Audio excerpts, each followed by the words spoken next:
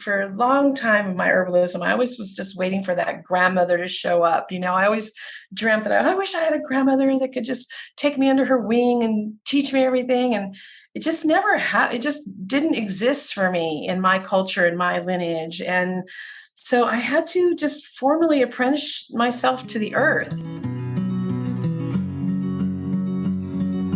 Hi, friends. Welcome back to the Medicine Stories podcast, where we are remembering what it is to be human upon the earth. I am Amber Magnolia Hill, and this is episode 96, where I am interviewing my teacher in herbalism and so much more, Cami McBride. Not everything the plants know has been written down. There is another level of wisdom that can only be accessed by direct communication with the living earth. When we cultivate an embodied knowing of the natural world, we realize that we don't need any special gifts or gurus or long lists of memorized plant constituents to mediate our relationship with our more than human kin. Let us open our channels of perception and reclaim our ancestral birthright to be in direct communication with our mother planet and those we share it with. Cami really opened me to the realm of plant communication back in 2007. And I'm so grateful to her and so happy that we had this conversation. As always, there is a wonderful bonus over at patreon.com/medicine stories for the patrons of this podcast at the $5 a month level. Thank you so much for making it possible. So this is a video guidance led by Cami for self-exploratory journey into your plant communication continuum. When were you first called by the plants? Who in your family held the wisdom of earth-based knowledge? Even if it was generations ago, you can rekindle the awareness that this way of working with the plants is in your family line, is in your bones, is in your blood. How do we access the living wisdom of the earth? We begin by asking. And as you will hear in this conversation, Cami and I have both had multiple experiences with this. Cami has guided thousands of people into a direct relationship with the earth and the plants. And we just have a whole lot to say about it. I love this conversation. I love exploring, as I said, our ancestral birthright to have non-mediated relationships with the world. This is what everyone before us did. It is not beyond us. It is right here for us. Cami tells a really beautiful story at the end. I'm so glad I asked. You can hear that she mentions it and then we move on and, it was time to wrap up. And I almost didn't say, hey, do you want to share the whole story that you just mentioned? And I'm really glad I did, because it's very beautiful and very touching. Thank you for being here. I'm just going to say again, even though I said it in the most recent episode, that we're going to be moving this fall, and we're staying in the same area. People keep saying, oh no, I can't believe you're leaving Nevada City, but we're not. And I'm also transitioning my young-ish 72-year-old alcoholic father into long-term care. He's sober now. Maybe I'll tell that whole story someday on the podcast. But, major life shifts that come with a lot of bureaucracy and paperwork and the kind of stuff I hate doing. And that's going to take a lot of my energy. So I will always continue doing this podcast, but there might be some more longer breaks than we're used to. Oh, I want to say too that so I had a survey that I announced in the most recent episode, I think, or maybe it was 2 episodes ago. And thank you to those of you who filled it out. It's closed now, but just sort of trying to help me understand more what I can do to better the podcast.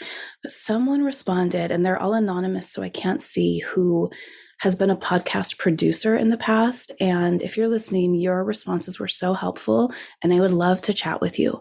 If you're out there, please email me. Okay, y'all, let's dive into this beautiful conversation with my beloved teacher, Cami McBride. Hi, Cami. Welcome to your fourth interview on my podcast. Oh, Amber, I'm so glad to be here. I love this show. Thank you. The show wouldn't exist if it weren't for you. Ah.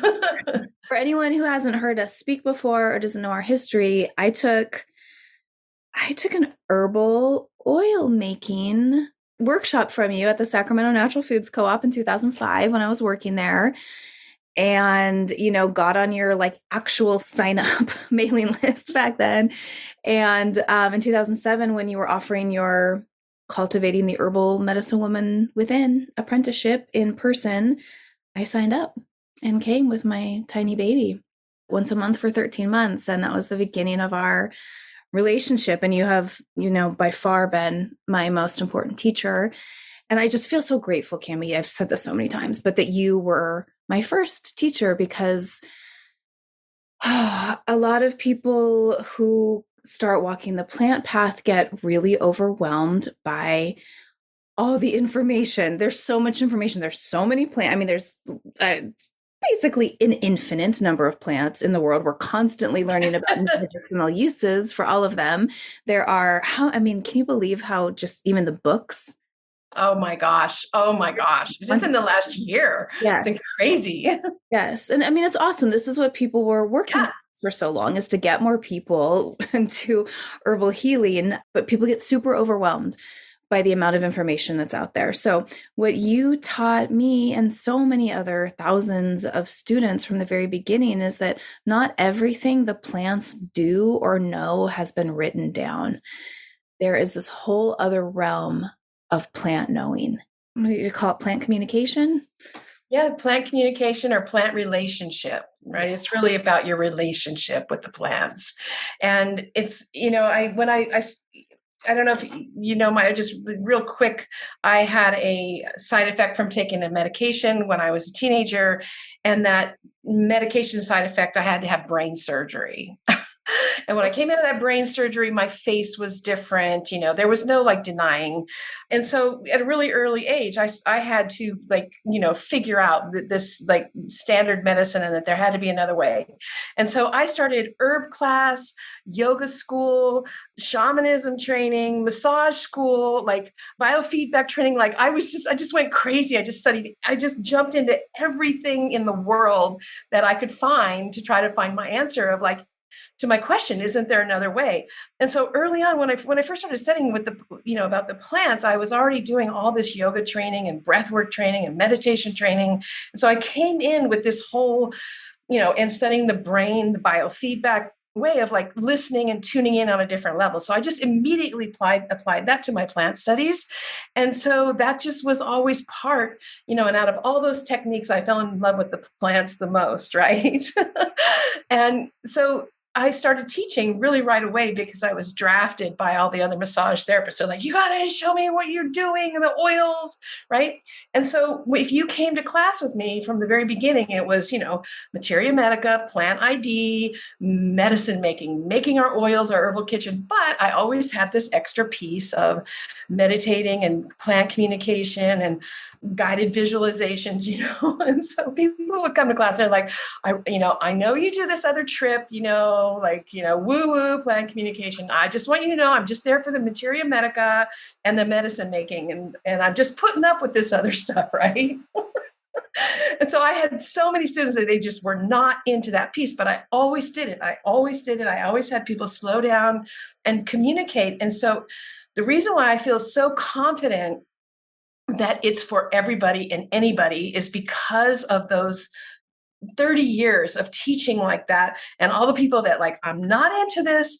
And then watching them, their brains start to remember, like they would just do the exercises and go, I don't know, you guys are making this stuff up, and then every single person, something would happen and their brain and their nervous system would remember. And then they would have an experience. And then that was it. The door was open.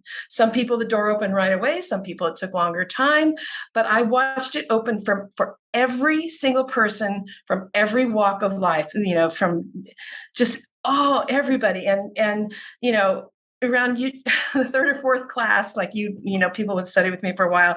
I'd see somebody like curled up in the ball in the corner, just weeping after our plant communication meditation. And then she had remembered, her heart had opened, her nervous system had opened, and she remembered her innate, her lifetime of, her early memories, or that it was just a capacity for her. And so I've just seen that over and over and over again. So I know, just without a shadow of a doubt, that it's for everybody. It's in all of us. We have it. It's part of being human. And it's just a matter of reawakening that memory.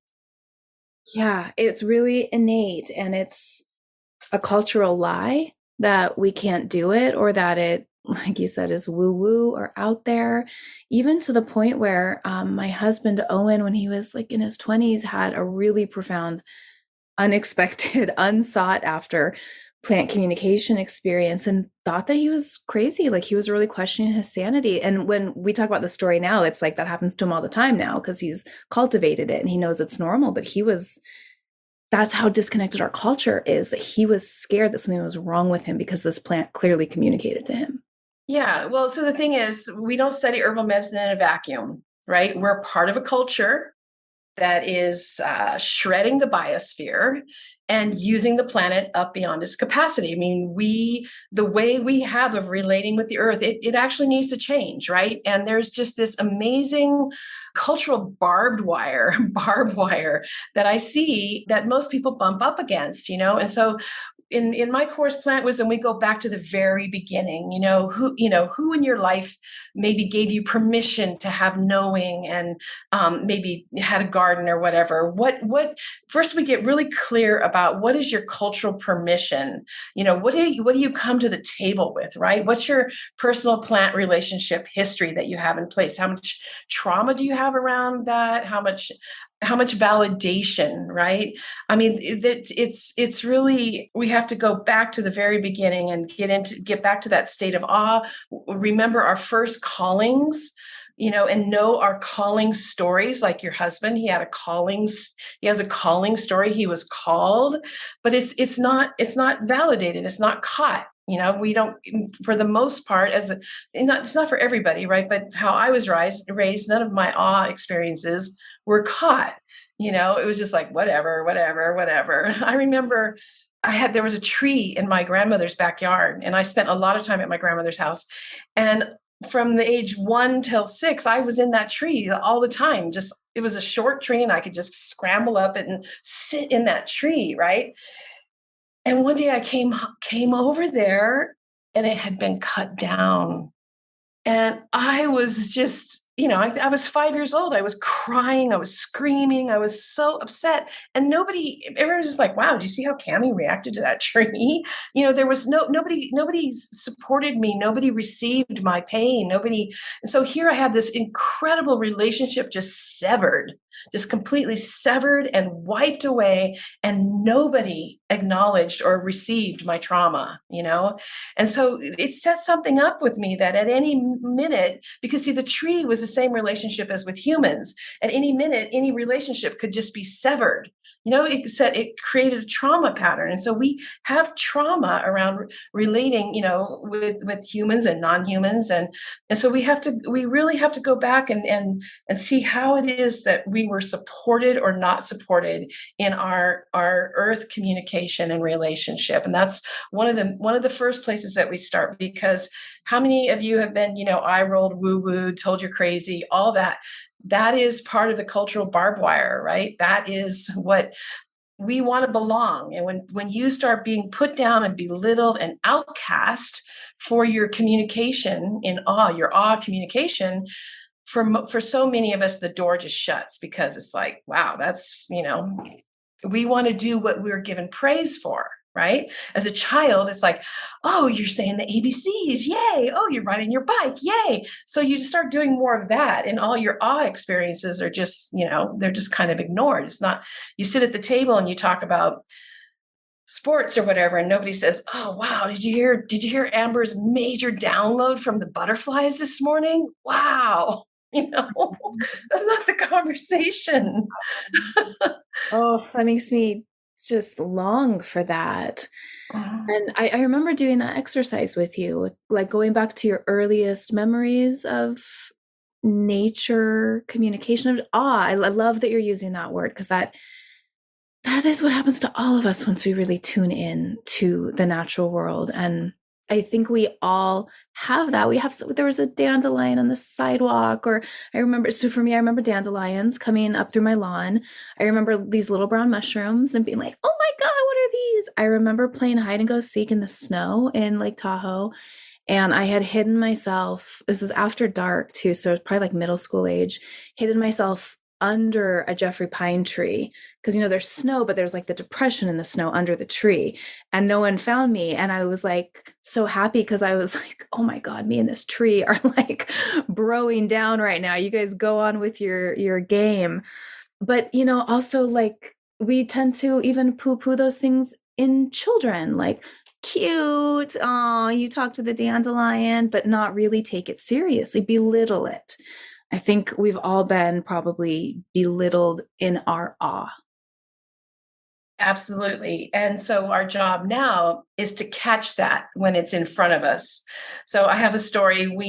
There's a family that we spend Thanksgiving and different holidays with, and the 5-year-old, so I'm always in charge of the pies, and he's always in charge of the turkey, and we're all like, all the adults are in the kitchen, like, getting Thanksgiving on the table, right? So in comes the 5-year-old into the kitchen, and she comes in, and she's got a silkworm, a little silkworm hanging from the silk, and she's like, oh, look at the silkworm.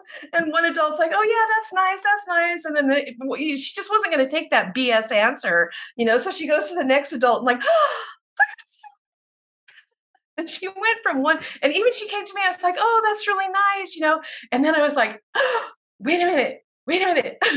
Oh, I am standing in the presence of awe. Stop, drop everything. Isn't this why we all took our kids out of school? Isn't this why we are like doing the life we're doing? This is it right here. So what you do is you drop down and so I just dropped to my knees, looked at her right in the eye, and then I matched her vibration. Just like you have to match the awe in the children when they come to you with it, even no matter how busy you are, you got to just drop everything and get into the presence of awe and just ride that wave with them and just be like, oh my God, oh yeah. And just again, it's like about matching their vibration, because then they go, oh, that's real. Wow, this is real what's happening to me. I can feel that she is, they feel the deep validation. And then you just be like, whoa, I wonder about this, and I wonder what it's doing, and I wonder where it's going. And you just ride that awe until they're like, on to the next thing. Mm-hmm. And that is our job as parents and caregivers and caretakers, is when we are in the presence of awe, we got to drop down and match it and validate it so that child can take that awe and know that it is real. I am really linking this now in my own life and reflecting on my daughter who just turned 6 as well, to like when that like awe gets shut down and curiosity gets shut down at a very young age. I mean, for me, it was kindergarten. It was straight up the minute I got into school. Because I'm thinking like, Nixie, she's so curious and she's so smart, and she asks the most interesting questions and follows the threads of her curiosity all the way. And hearing the way you interacted with that child, like that happens multiple times a day for us with Nixie. And it's, Mama, look at this. And we go deep, and then Daddy, and then he has to go deep, and like anyone who's around.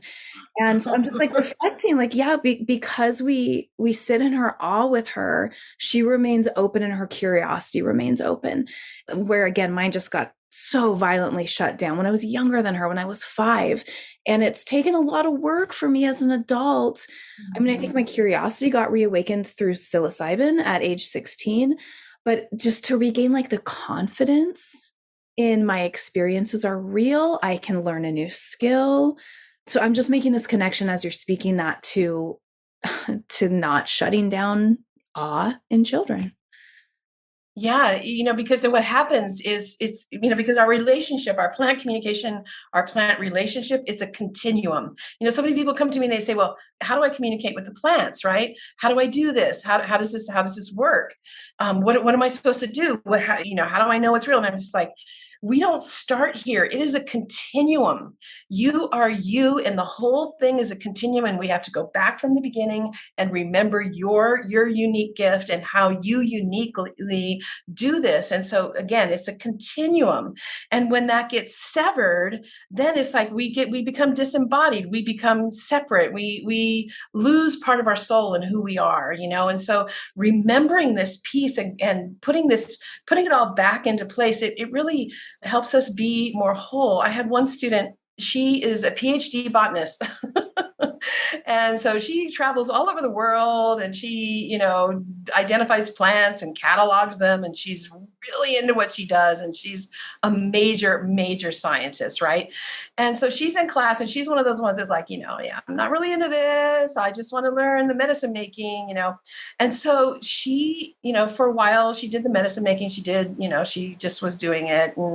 And then one day she was in a ball in the corner, and we processed what happened to her. And she said, oh my God, I remember being a little girl like 3 years ago, sitting at the edge of the meadow, like singing to all my friends and making a vow that we would be friends forever. She's a little 3-year-old going, we are the best friends, BFFs forever. We will be friends forever. And she made a vow and a pact to the plants and the flowers, right? She had completely forgotten about that. And she was just weeping like, oh my God, my whole life is from, I'm going to start crying. Oh my God, it's from that. It came from that moment, and she had just forgotten. And now it was just like, it just hooked up, like everything she was doing now, it brought back her awe and her wonder. So it's like when we can keep that continuum or bring back the threads to that continuum, it just, it hooks our life up. Yeah, I'm going to tell you my story, my first big story. I was thinking about this the other day, and I had no plant present with me in this story. So like, you don't even necessarily need to have the plant present for this to happen. I have shared this before, but I'm pretty sure I've never ever spoken on the podcast. So it was when my now 16-year-old was a baby and she was still nursing. It was when I was in class with you and I was reading a book. I don't remember which book it was, but it gave this exercise for just like getting into a meditative state, which I was like, I don't even know what that means, but I'm just going to try it, and shrinking yourself down really small in your mind and climbing up onto a plant. So I chose violets because her middle name was Violet. We had just moved into this little house that had violets growing everywhere. I was like falling in love with violets.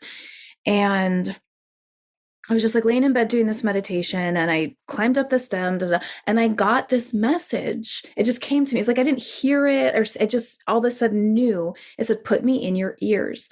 And I was like, what? I like consulted the few books I had and was like, there's nothing about putting violet in ears, but they were blooming at the time. So I made an oil. I think I just put them in olive oil, and a month later, strained them out, put it in a little dropper, and I was like, I don't really know what to do with this. I guess I'll put it in my ears, and see what happens. So I put the drops in my ears, and then a few minutes later, it was like, it was bedtime for her. And so we were sitting in this rocking chair in our room, and I was nursing her to sleep, rocking and singing. I always, sang some made up song or other to her to sleep. And, the oil was definitely still in my ears, like the residue. And all of a sudden, it was one of my ears popped, and this heat was rushing through my head and through my body. And I could hear my voice in a way that I had never heard it before. Tears were streaming down my eyes. I'm trying to not stop nursing, rocking, or singing because I really want this kid to go to sleep. But I'm having this like super profound physiological experience. And I did this to her every single night. This had never happened. It happened when I put the violets in my ears, like I was told to do in that meditation. That's amazing. That's right, Amber, because all the things that the herbs do are not written down. We are on the cusp of, incredible change. There is so much happening. It is our listening to the natural world that is going to guide us. And so for you to just have that experience, so for you, is Violet one of your allies? Oh yeah. And Oh yeah. let me add too that I had so many ear infections as a kid that I have a lot of scar tissue buildup, and I don't hear completely correctly. There's like some muffling and stuff. So what happened was that something shifted, something opened, like maybe some scar tissue got moved, or something physiological happened. Right. So you had this, again, you can study and read but it's like one experience like that with Violet, it becomes so embodied that you will never have to look up like, oh, what's Violet for? What about that? Da, da, da. It becomes embodied, it becomes who you are. And it's like even when the memory starts to go, you never forget that because it's embodied learning. Right? You could read 5 books and whatever, but you have that one experience and you know that in your bones. And this is the difference. This is embodied herbalism, is when you slow down and not try to learn it all, and you have this one experience with one plant. It's almost like, wow, I'm good. I'm good for the whole month or the whole year, whatever. It just takes you so deep, right? When you learn through your body and through the communication and through your heart, it's the depth of what I mean, that your experience with Violet, that's, that was direct transmission, direct communication.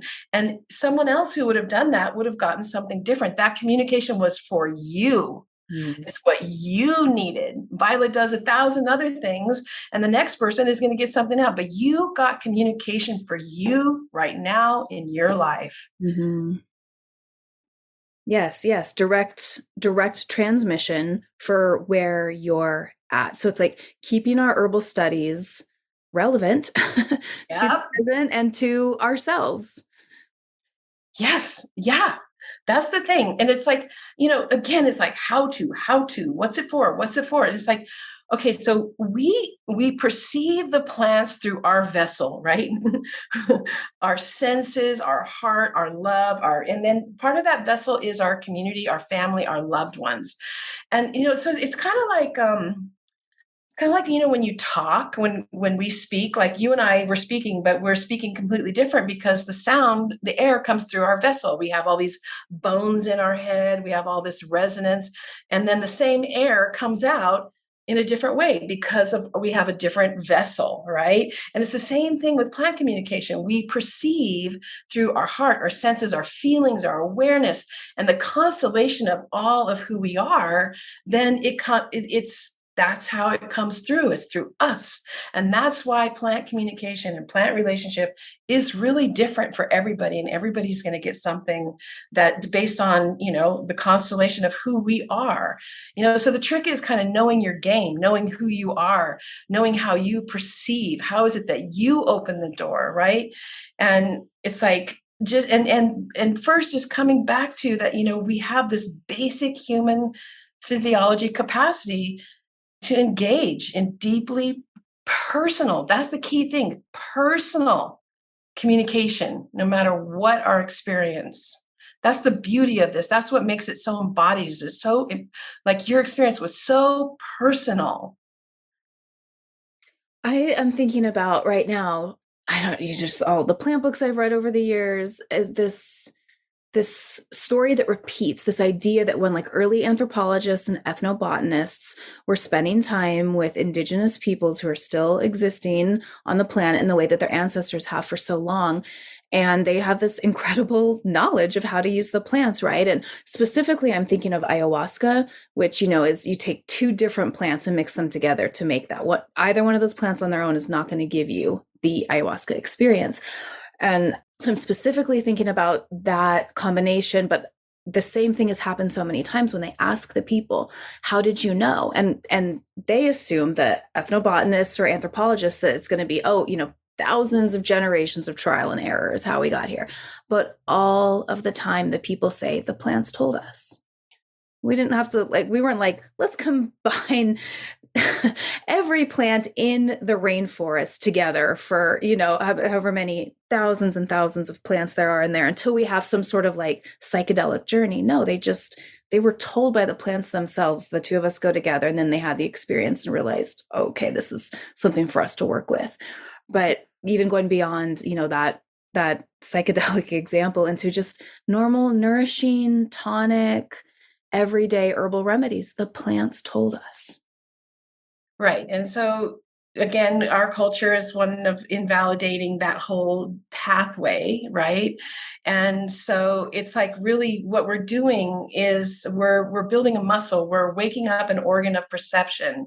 We're nurturing this perception so that we can, whatever you want to call it, if you want to call it activation, awakening, reclaiming, revitalizing, remembering, we are, for many of us, are in a process of reawakening that innate capacity. And so it is, and we need it. We really need it. Where else is the wisdom going to come from right now? And is it like I love herbal medicine. I love herbal studies. I'm a student to this very day.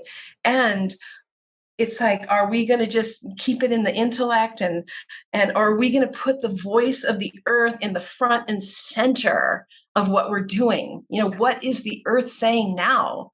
And it's good to know everything that's gone before and to have that knowledge. And we can't just only do that. It's like spirit, right? It's like when in medicine, when we try to take spirit out of matter, and it's just like a heart that pumps, it's like, no, the spirit of herbalism is the awe and that humbling that happens in the presence of the beauty. I mean, how just like crazy or enamored can you be with the color of a flower? How much does beauty have you fall to your knees and just be in humble, just the presence of such beauty, such amazing beings, right? And so just to allow ourselves to be overwhelmed with the incredible beauty, the aroma, the texture, the shapes, the colors, right? And to let ourselves just come back to that, really allowing nature to just drop us down a little bit and remember. Remember. Yeah, I was just going to say, like, awe and appreciation will get you there. You don't need some special gift. You don't need a guru to light the way. Awe and appreciation and just presence. It's innate. It's within you. It's ancestral. It's not outside of you or beyond you. So true. So sometimes I like to bring it to a really practical state. Like you walk outside your front door, right? And it's like all the trees, all the plants, all the flowers, the birds, they all know your rhythm. They know when you're going to work. They know when you're driving to school. Like the earth around you knows your rhythm. The trees watch you while you watch them, And so we can be aware of that or not. And so it's like the quality of life of being aware, of being observed by the earth, and also knowing the cycles and the heart and the personality of the tree right outside our door. It's just such a high quality of life. And so one thing we can do is just by starting with what's right around us. Like maybe there's a tree at a park or a tree on your street or that you like and you admired, but you've never really said, hey, I would love to get to know you. I would love to learn from you. And that's where like offerings and saying hello and just taking the time to sit, put your spine to the tree and saying, may I sit in your presence, and I would love to learn from you. Just stopping and taking time with just what's right around us can be so profound. I'm thinking about the epidemic of loneliness and how this is such a part of that. We tend to only focus on the human relationships that are lacking for so many. But we are also all deeply wired for connection with the natural world. And when that is not present, that's a huge loss too, whether we're conscious of it or not. Yeah. Yeah.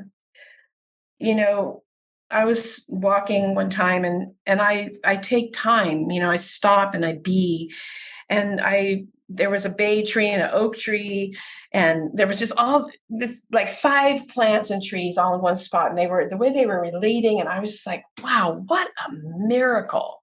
How amazing. What a miracle. And then what I heard back was, and you are also that miracle. So it's like, oh, the earth is so beautiful. It's such a miracle. It's like, no, you are the earth. You are the miracle. Also, you are part of whatever this is.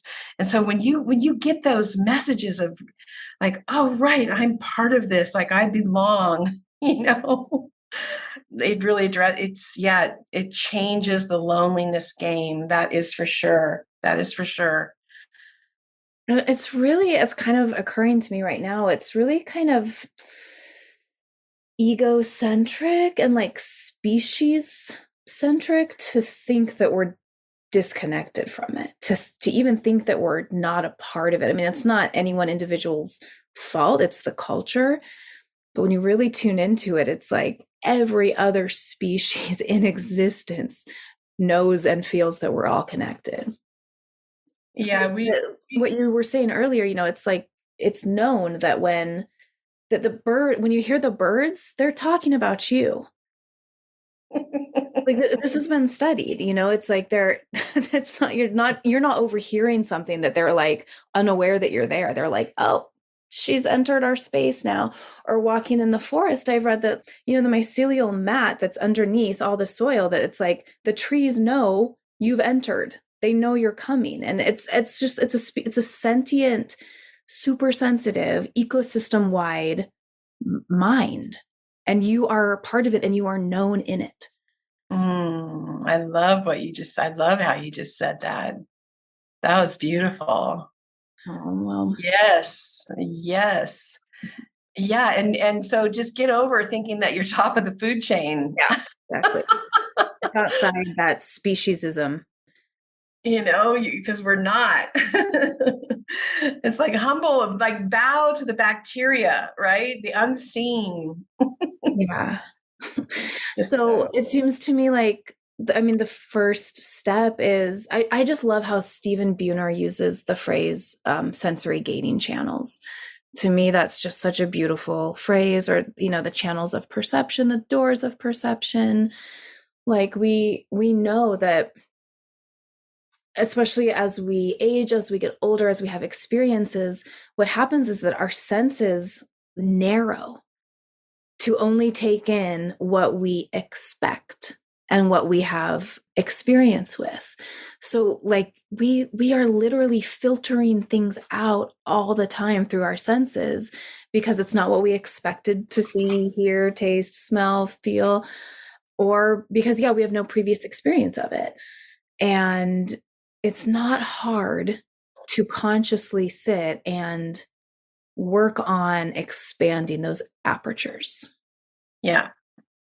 And so one of the easiest way with the plants and the trees and the earth is that my experience. So one of the things when I teach is I don't say, oh, you do it this way, you do it this way, you do it this way, because everybody really truly does have their own journey. But what I do know for sure is that the earth communicates and responds to emotion. Right. So I know that. And again, I don't try to say, well, this is how it works. And this is but emotion, the plants respond to emotion. And so if you can sit and get into a place where it's how often do you get into nature and you just start crying? It's like, wow, I got to like unleash. Right. So even the emotion, the pain, or just if you can find a way of love and appreciation, you're so beautiful. Oh my gosh, your color, and start feeling real emotion for your tree or your flower, then that doorway opens much quicker. Like if you, again, emotion, think of how it is to be emotional with your plants and you love them, or they remind you of somebody that it really that's passed on, and you're going to cry. right? So if you can just get into that place of emotion, and then you have to, and if you're listening and you're like, well, I'm not quite sure about that, then you hit up against some cultural barbed wire. And that so it's like, how do you really feel?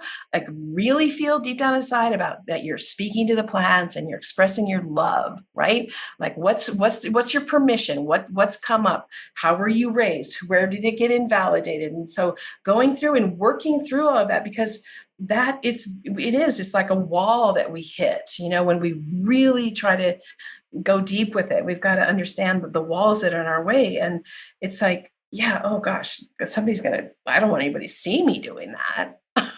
Right?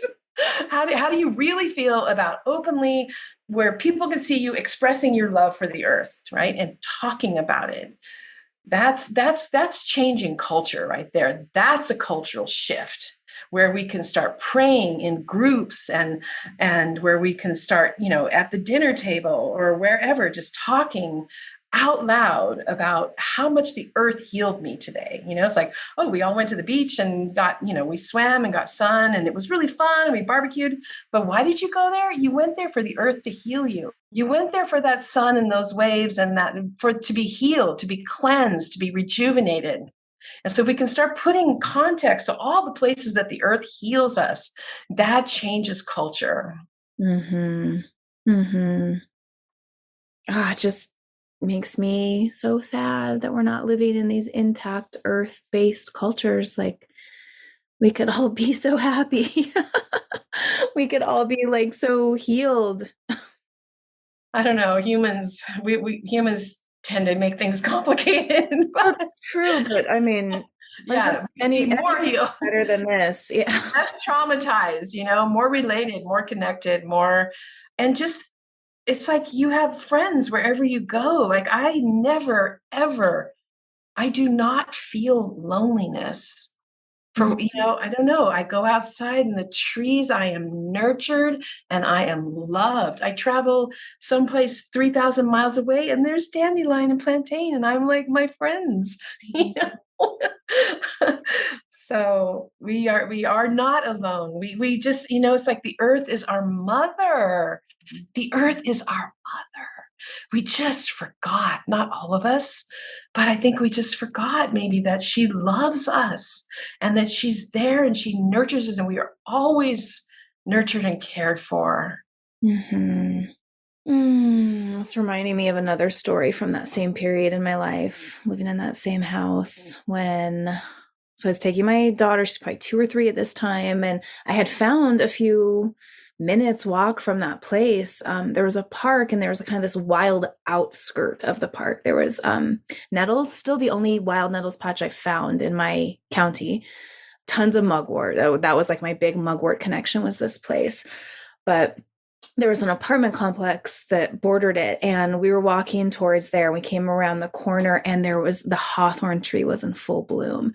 And I was like, threw my arms up. I think I had tears in my eyes. I ran towards it.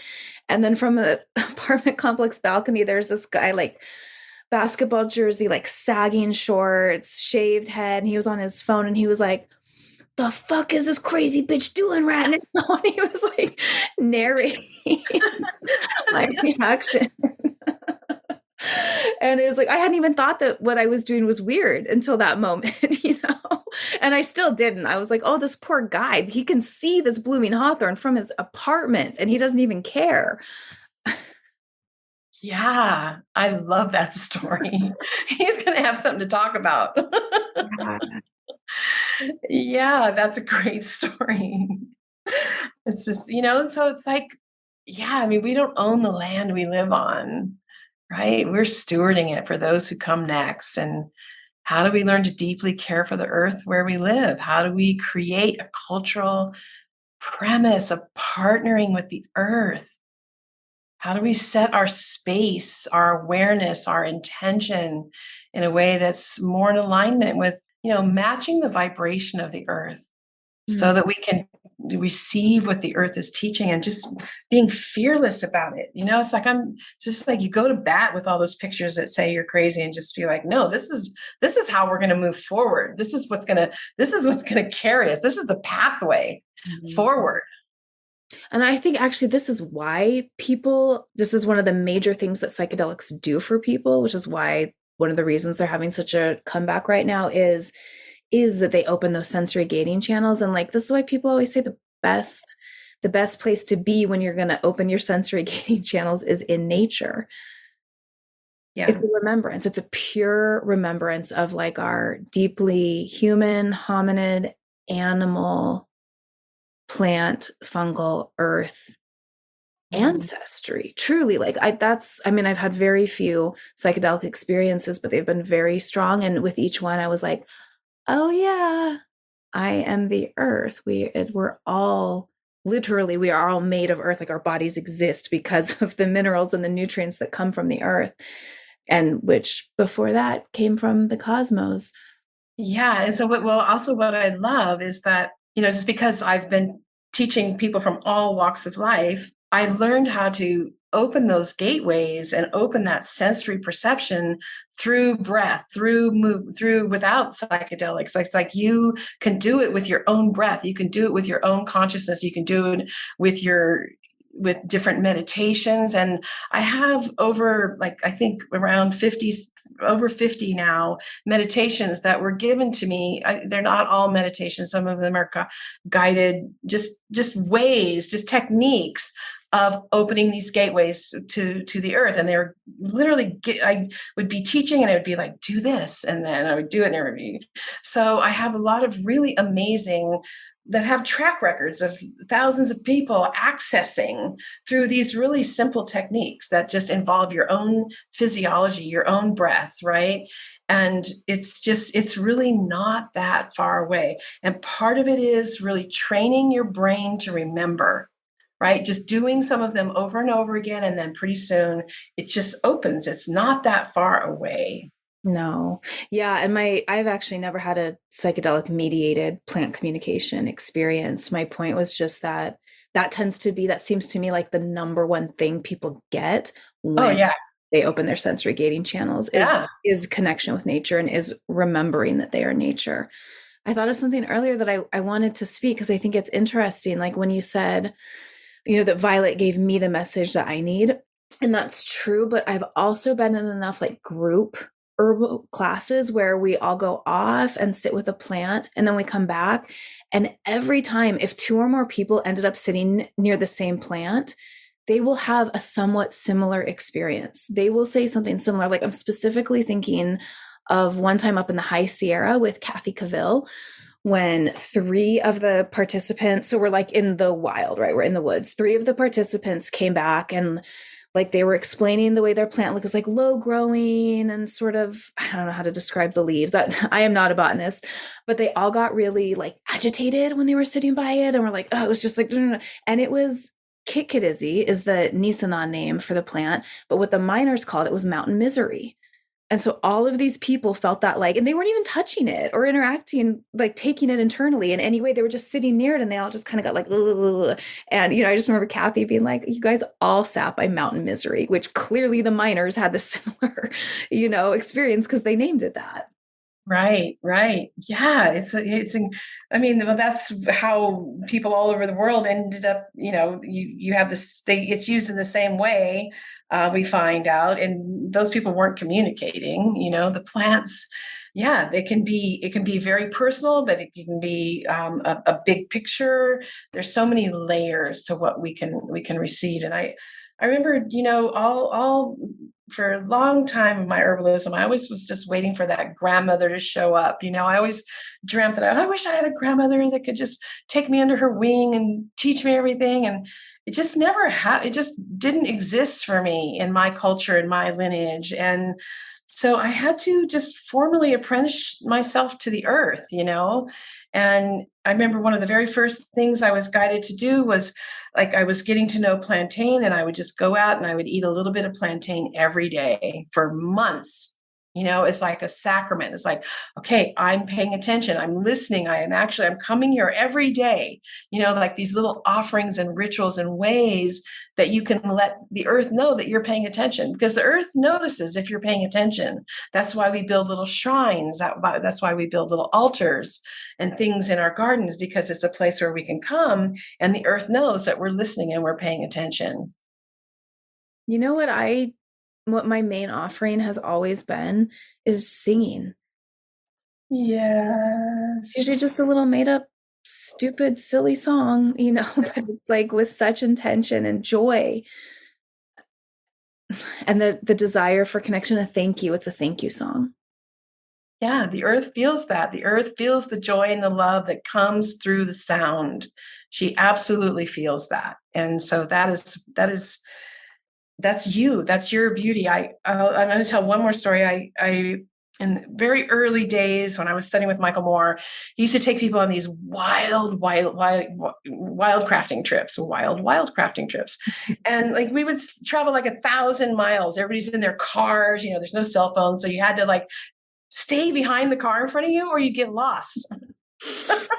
And then you'd be lost for like a day, and then you'd be trying to find a payphone, but you're out in the middle of nowhere. I mean, it was crazy.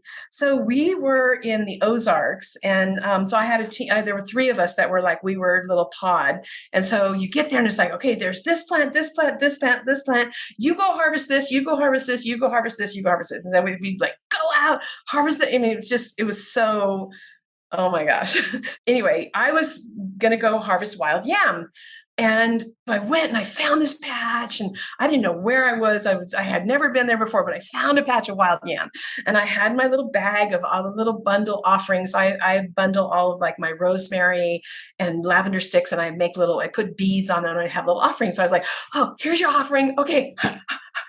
I'm going to dig you now. And the plant just came up to me and went like this. No, you're not. Nope. Wait, so how did you perceive the no? Yeah, I'm telling you. Okay. So he was like, I'm going to tell you. So like, I'm like, no, but they're waiting for me and they're getting me this and I got this. And and the plant just like started talking. I could hear it, but it wasn't like, it was like in my head, I could hear it. And the plant was just like, no, I'm sorry. That's not really an offering. That's how you get religion. If you want to really make an offering, you have to stop and give me your heart and speak to me, and not just when you just think you can say your prayer and incantation and give the offering and then get your way. That's not what an offering is. Like, an offering is if you as a spirit, you're here with me, connecting with me, making the offering of your presence and your will. And he just like went on and on. I was just like, oh my God. Okay, yeah, I completely get it. That's the difference between religion and spirituality. That's a major life lesson I got here. And it was just such a big teaching that I was just ready to like give my offering, and I went back completely empty-handed. But that is such a powerful teaching. Wow. So you listened. You weren't like, but I need the wild yam. It's my job. Oh, no. Yeah. No, the plant was like calling me out. Wow. And I'm coachable. I'm willing to be called out, Yeah. Well, okay.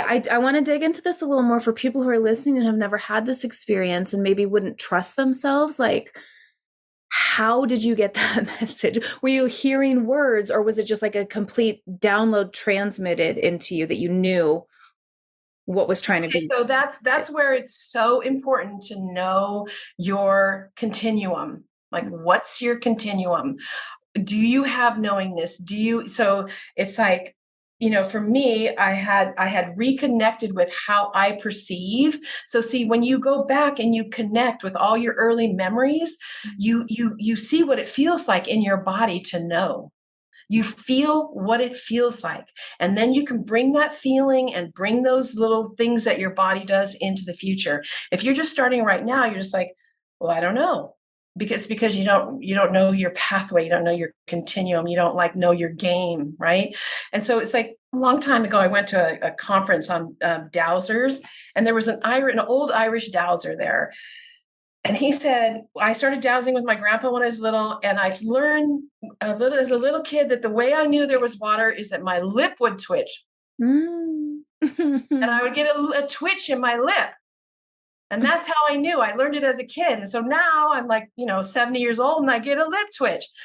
So you don't know if you haven't, you got to go back and do the work. That's what we do in the plant wisdom course. We do the work so that you know what your unique way of knowing is. Because otherwise it's like, wait a minute, did I just make that up? It's like, what is that? Just some things in my head? It's like I already knew how I knew. I know what it feels like in my body to know.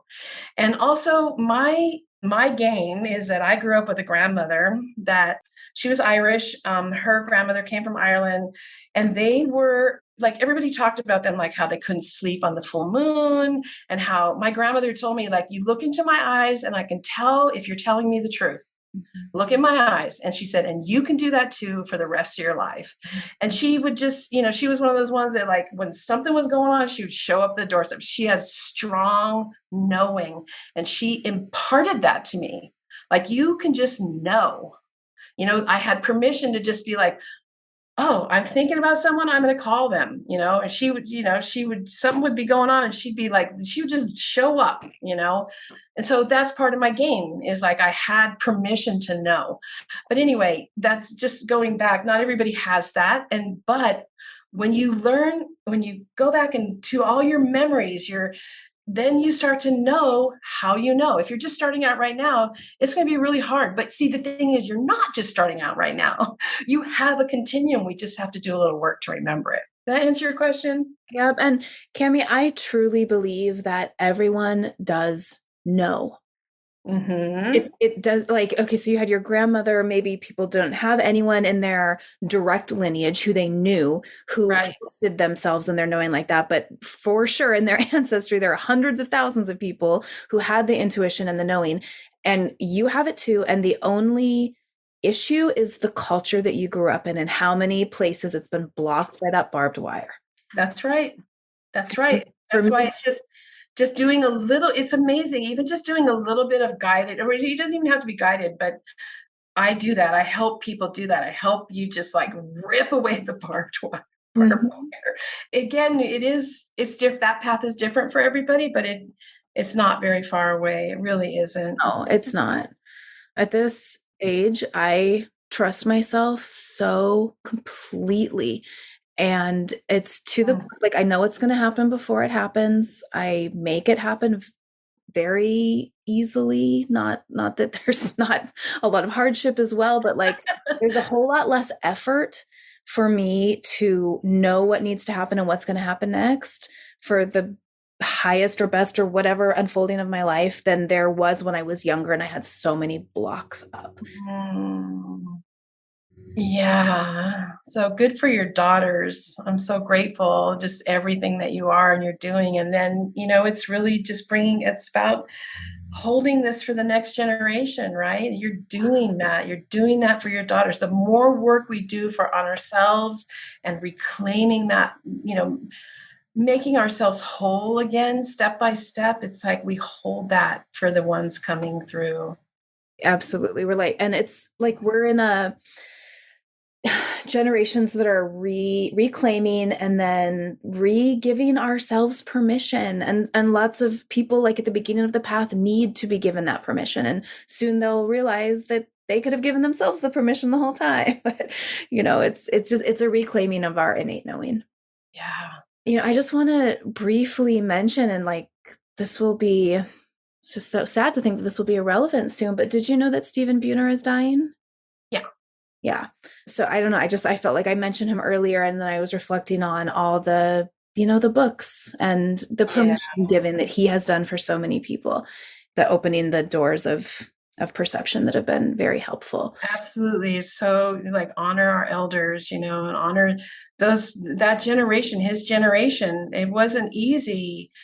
And it wasn't an easy time to put that, claim that line in the sand and say, we're going to stand for this and we're going to teach holistic and herbal and bring that back. It was not an easy time. People don't realize you were really outcast. Right. And I mean, you shared your story earlier of the the brain tumor that the medication gave you, I mean, here's someone who has spent decades speaking about the failings of modern medicine, and now his death is being hastened by the failings of modern medicine. You know, he has a Facebook post up from, I think it's September 12th. This is 2022, if anyone wants to find it.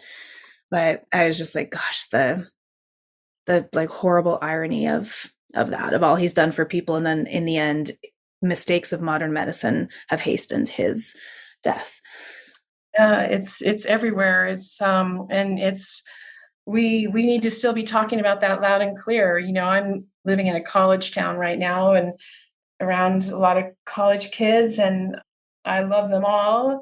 And boy, they really have been marketed to very well for the over-the-counter medications. You know, it's just like, take the Advil, take the ibuprofen, take the, and so I just think, gosh, I hope that the work we're doing is gonna make a dent, because that voice, that the river of misinformation coming out through the pharmaceutical propaganda line is loud and clear, and we really need to fortify just the beautiful knowledge that we have access to. And really, there is another way.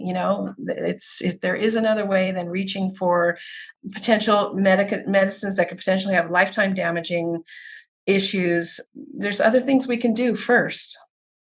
Yes. I'm just going to touch on one other thing real quick that I've heard you say, which I love, which I think it goes along with this overwhelm that people feel with their herbal studies, which is that you can't be friends with everyone. You don't need to know all the medicinal properties of every plant. Right. Can't be friends with everyone. Are you one of those people you're like, I want to be friends with everybody? I have so much more discernment now around my human relationships, and I have learned that I will make more plant friends, but I've got my crew, they're my buddies, and I like going ever deeper with them at this point in my life, more so than just piling on more and more information about more plants. That is I will just ditto that right there. You are so much better knowing a lot about, going deeper, just developing these deeper relationships.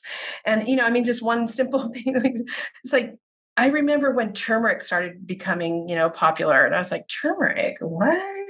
None of my teachers had even talked about turmeric. Even my Ayurvedic teacher hadn't talked about turmeric that much.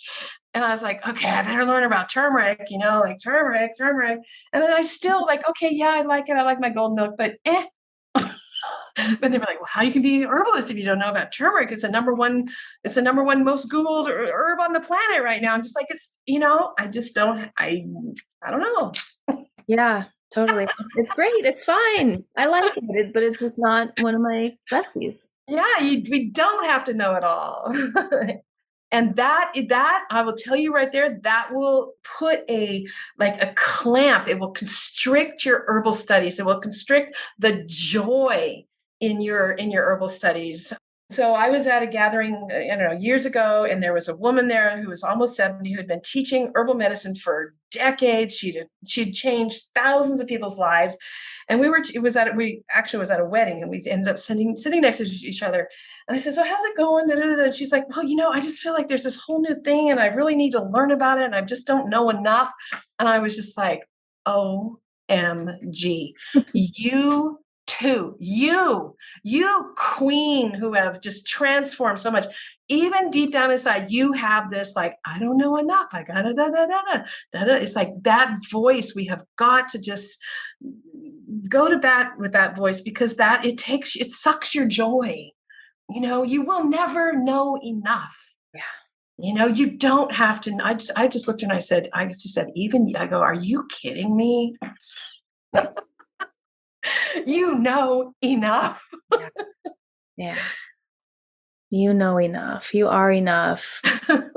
Your existence on the earth is enough. You have a human body and a human nervous system, and that is all you need to step into relationship with the earth and the plant allies that are gonna be your crew.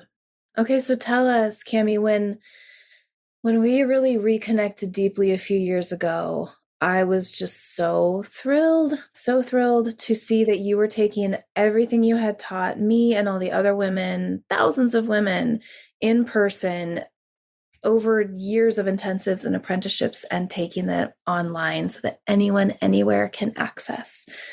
I think like over 1,000 of my audience members and friends and followers have signed up for your courses over time, and they love it. It's like such a gift for me to be a bridge between you and the people who listen to my podcast and follow me online. And I'm really excited about your plant wisdom course. This is next level. This, like, the handcrafted healing herbal oils is wonderful, and it's very specifically medicine making focused. This is larger. This is wider. So Dea, tell us about the plant wisdom course. Yeah, so this is what, really what I say is this is what allows everything else to stick. This is what allows all the indications, the contraindications, the medicine making takes, all that, it's this foundation is what allows everything else to stick and become really relevant and present. And so I'm doing plant wisdom, activate your plant communication skills, and we're going to just discover how to listen, accurately interpret, and confidently apply messages you receive directly from the plants. And so right now there's a free, you can get in, and I'm going to be doing a webinar and a talk, and I'm going to guide you through some of the very first steps that we do in class. And so that you can get a feel for the whole process of how we activate, how we, the whole process of just, understanding our history and accessing our own innate capacity and activating our ability to receive guidance from the plants, and then how to interpret, and then how to apply. How do you apply it to your life? Like, what does it mean to actually use some of this in your life? And so, yeah, I love this work. I love this work. This is where herbalism becomes like who we are and what we create and how we are going to change this world. So, like, people know how this works by now. What's the launch period? The webinar is on the 6th and the 7th of October. And then I'm going to be answering questions about the lessons the free lessons that I put out during that period. And then what we usually do is we're open for a week where you can watch all the free lessons, and then we close enrollment on Friday, October 14th. And the reason why we do that is because enrollment, like I answer hundreds and hundreds of questions during enrollment. And that way we close enrollment, and then I can get in class. And this class, I am going to be live streaming the entire class. So this is going to be a live class. So my other classes are really good. My herbal oils class is great. You can watch everything on video, and then I'm there for live Q&A. But this class, I'm going to actually live stream the course. And so we're going to do the course together.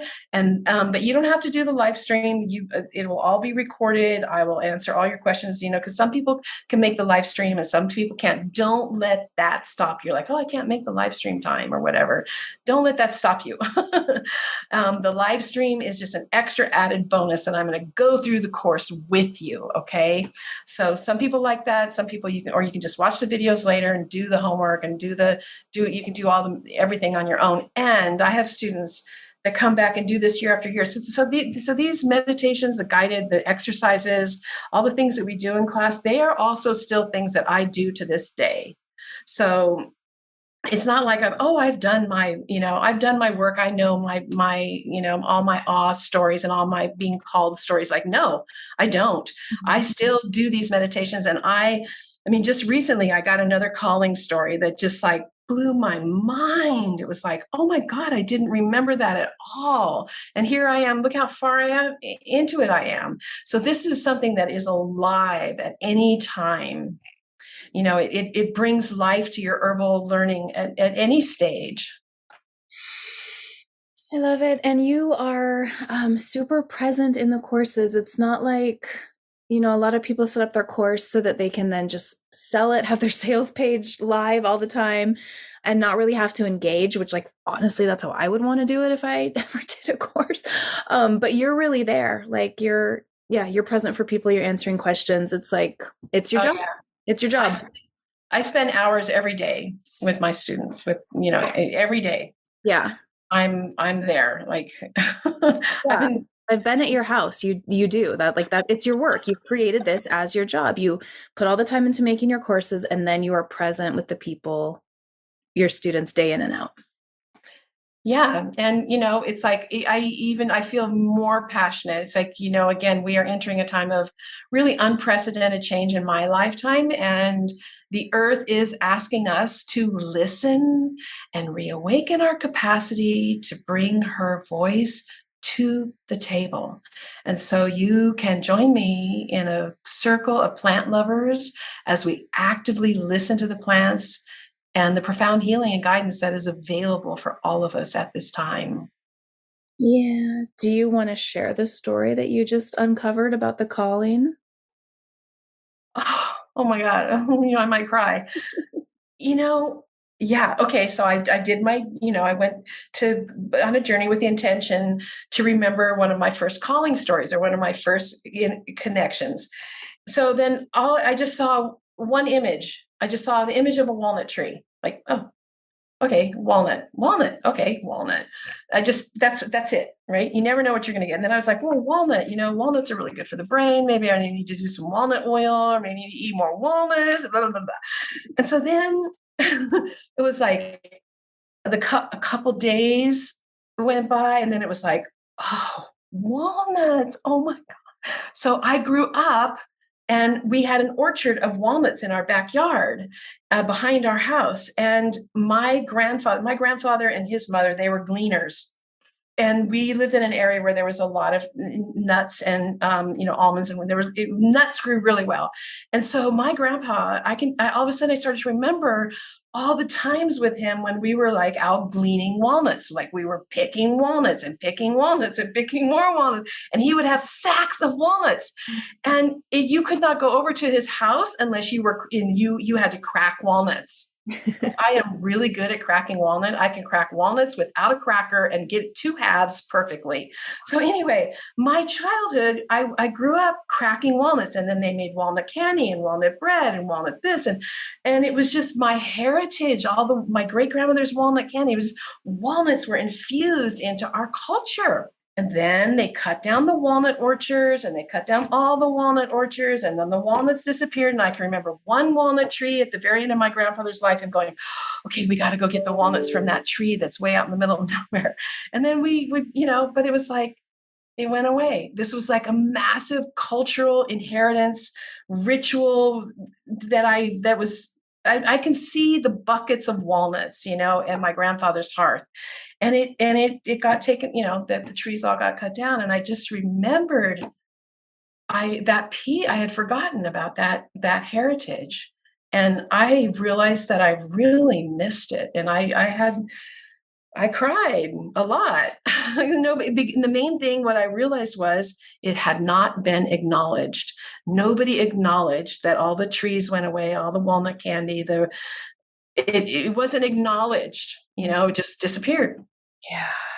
That is why I love guided meditations and just inner work in general. Is we are so vast. Our histories and our family histories are so multi-layered and complex and multidimensional, and things do get forgotten. They get put by the wayside. They're left unhealed. And so I'm just, if people who listen to my podcast know, I'm such a fan of any kind of work that is helping to excavate what has been buried. I'm so glad I asked. I'm so glad I asked. Oh, it was very emotional because it was like my childhood. And it was like the tree was showing me that I had forgotten that piece of my childhood, and so, yeah. And how much tradition I had been given. We're all looking for what were the threads of our tradition. I was like, oh yeah, that the medicine of that food, right?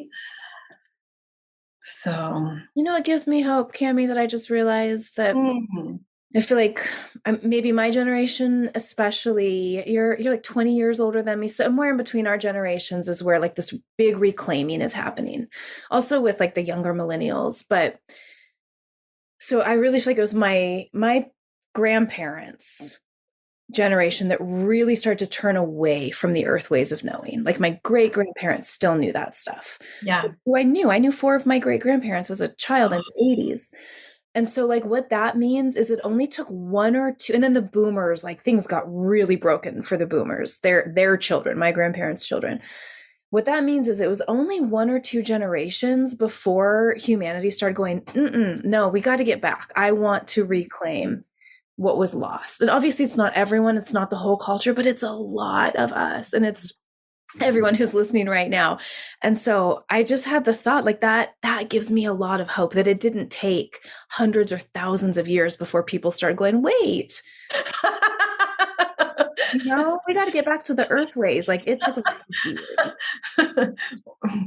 Yeah, that's so true. It's like, yeah, you can feel, it's like, oh yeah, I like all the monographs and the books and the blogs and the how-tos and, but it's like this gap, it undermines your access to the depth of what the plants have to offer and the full healing potential. And we go, wait a minute, I want the full healing potential. I can feel it. There's more, and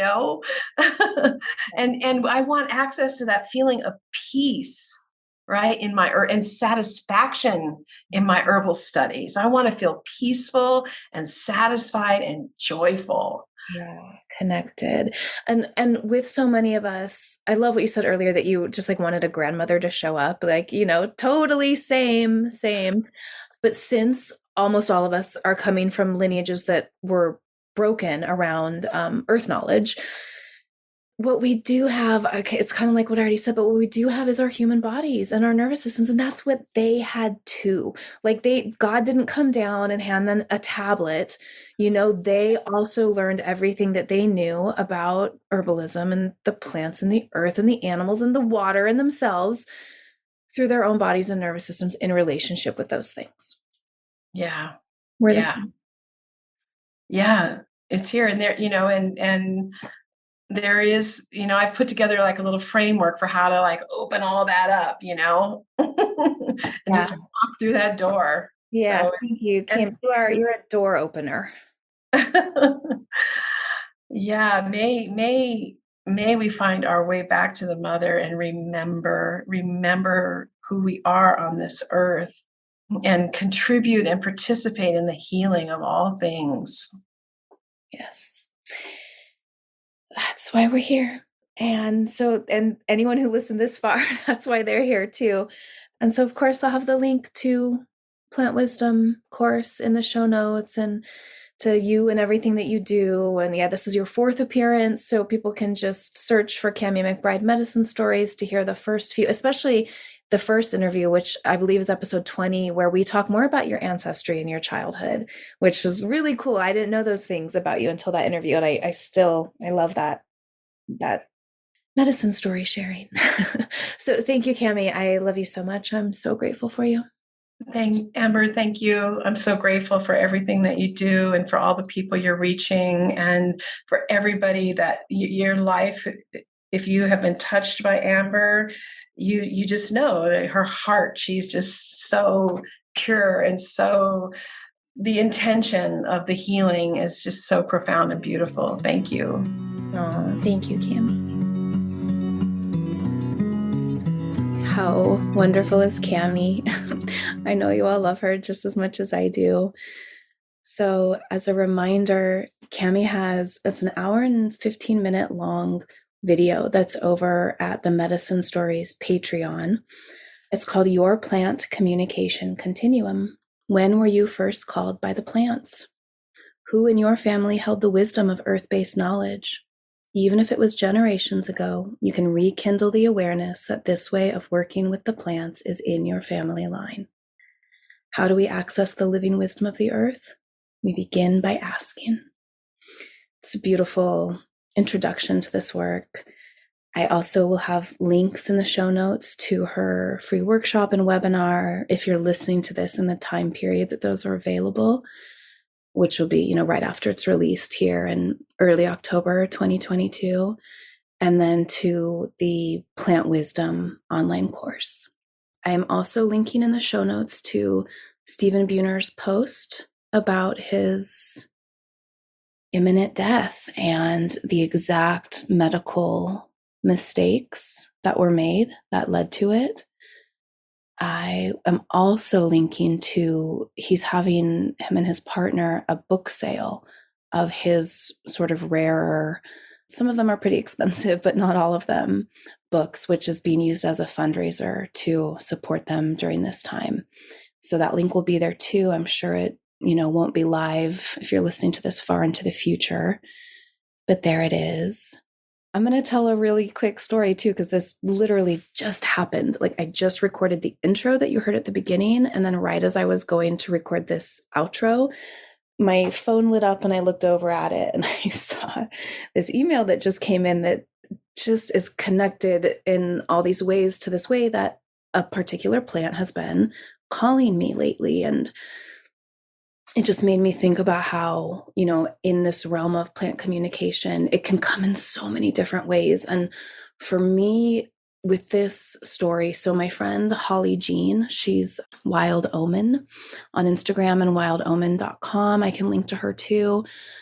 I don't know, maybe a year ago, maybe less, she listed this blue vervain elixir. And blue vervain is sort of one of those plants that, like, I know it exists. I've heard of it in the herbal world. It doesn't grow where I live. I've never seen it in the wild, and I've never seen it growing at all, actually. But I felt called to order it, and I did, and I loved it. So this was the plant communicating to me through taste. It's bitter. Her elixir has some honey in it. I was just like, oh, this is for me. This is mine. And then this spring, when Owen and I were buying seeds to plant, there was blue vervain at our local garden store, and we were like, oh, let's do this. And it was hard to start. Owen, bless his soul, made it happen. And it was time to harvest recently. And with everything that's going on that I talked about in the beginning, being in escrow, my father, running the business, the kids, everything, this podcast, we kept not harvesting it. And then finally we did just in time. He did just in time.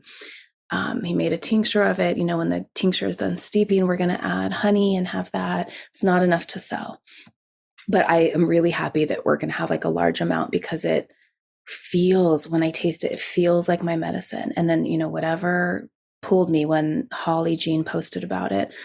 So as I'm just about to record this, I look at my phone and I get an email, because I haven't even opened my phone yet. This is just on my, notifications, from Sage Popham, who's been a guest twice on the podcast. You can go find those if you'd like. Oh, Stephen Buhner was a guest as well. He's episode 8. I really recommend that episode. It's just so beautiful. And if you have never read his books, if you are interested in plant communication, in opening your heart to the messages from the earth, Stephen Herod Buhner's books are unparalleled. And we do talk a bit about that in that conversation as well, episode 8. But this email is from Sage Popham, because I am part of his Vitalist herbal online program.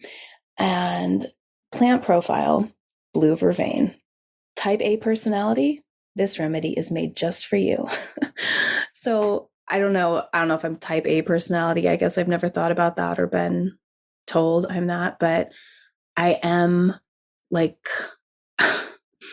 overperformer, Brene Brown calls it. It's typical of first children.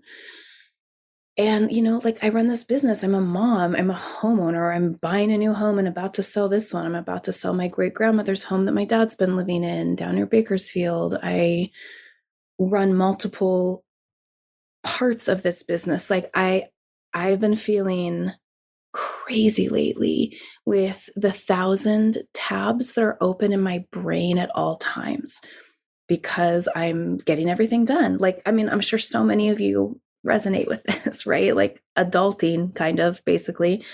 But at this age and stage in my life, I'm adulting harder than I ever have. And it's so hard. I just broke down crying the other day, so stressed and overwhelmed, and just wanting my mom, really. But, just living in the modern world, we all have so many tabs open in our brain. And I didn't really realize that this was what blue vervain was for. And so just that popping up in my email, I'm like, thank you, Blue Vervain, for calling to me. Months ago, I brought the medicine home. Now I have my own steeping because that little bottle from Wild Omen is almost gone. And gosh, it literally sounds like exactly what I need. And the other day I picked the bottle up and I was thinking about my upcoming interview with Cami and like, okay, let's kind of get out of my like beta brain waves, my type A, whatever, and feel what this plant in this bottle right now has to tell me. And what happened was I sat down on the couch and I just like whoosh, like my body just melted. All the tension went out of it. I like flopped over, started stretching. Oh, ooh, just had a little back pop. So, not super dramatic, overwhelming story, not like the violet in my ears story, but when we open ourselves to relationship with the plants, they can weave magic into our lives and communicate with us in so many ways. And so just getting that email a second before push and record made me want to share that story too.